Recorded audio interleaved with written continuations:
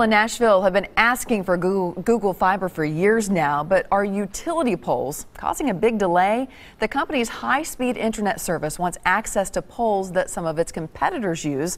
And now companies like AT&T and Comcast are crying foul. News Channel 5's Jason Lamb is looking at this issue for us. It was up before Metro Council tonight. What gives, Jason?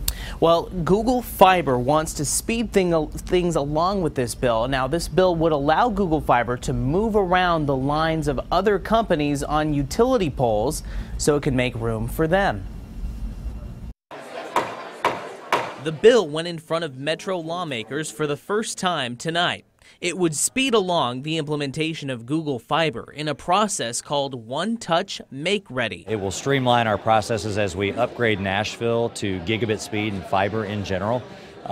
Certainly the onus for the bill originally was Google. The bill surrounds the use of utility poles in Nashville, most of them owned by NES.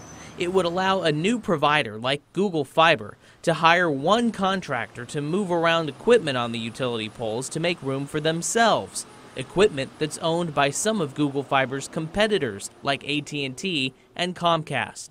That would change the current process where each company has to send a crew to move their own equipment individually. They've been very delayed and slow to get to market.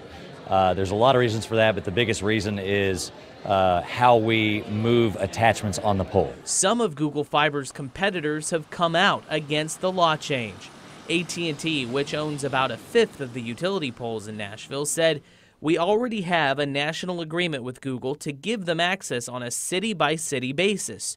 We're glad to grant them access to our poles like we have for others, but Google attempting to change the rules for their benefit is ridiculous." And Comcast said, "We believe that the appropriate next step would be to conduct a meeting of all impacted stakeholders to review the make ready and permit process and discuss areas for improvement. This should be accomplished prior to any proposed legislation." To the Budget and Finance Committee and the Public Works Committee before it makes its way back to the full council. Reporting live in the newsroom, Jason Lamb, News Channel 5.